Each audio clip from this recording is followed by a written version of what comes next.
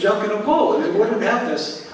Here we go. Mr. Kaneshiro, the prosecuting attorney, will go first. That means that he will be the last on the closing. 3 minutes.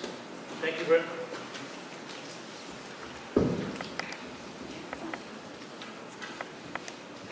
I was prosecuting attorney for 10 years, actually. 8 years of first 2 terms, and this last 2 years, being elected in 2010. During the 10 years, I supervised 300 attorneys. I was the director of public safety for 2 years, and at that time, I supervised 3,000 employees. I've been involved in the criminal justice system for over 30 years.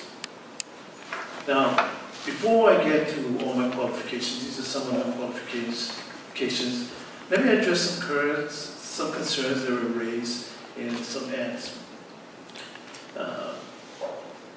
They say that I've been accused of mismanagement and people left the office. And you know, when there's a change in administration, attorneys do leave the office. Attorneys left the office, and when I got there this past term, what I found was there were attorneys who were making $70,000, $80,000, $90,000 a year salary, coming to work at 9:30 and leaving the office at 3 o'clock. There were attorneys who did not want to be supervised. I got approached by judges who told me attorneys needed training, and we had to train them. In fact, I was even told by a probation officer that she saw 5 deputy prosecutors leaving the movie theater at 2:30 in the afternoon. As a result of what I've heard and what I saw, we implemented a program where there would be more supervision and more training. And obviously, some people didn't like that, so they left the office. They left the office and they did not want to be supervised.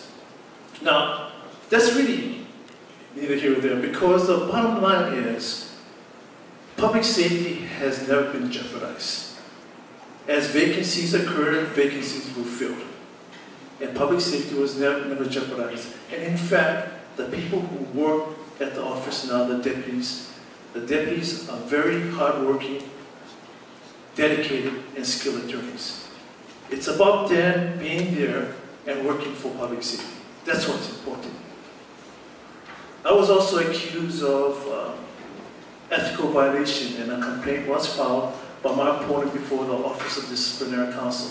And it's the first time in 30 years in all my practice of law that an ethics complaint was filed against me. By my opponent, when he found out that he was not going to be appointed after he left, he was not going to be appointed. So a complaint was filed. And a year ago, that complaint was dismissed after a thorough review by the Disciplinary Counsel. I also saw in an ad about cases that because of certain cases, I think there were 7 cases mentioned, public safety was jeopardized. 4 of those cases were jury verdicts. I do not control the jury. 2 of those cases were decisions made by judges. I do not control judges. But let me tell you, in those cases, in the cases that were, you saw the acquittals. In fact, we did 11 murder trials for the past 2 years that I've been there.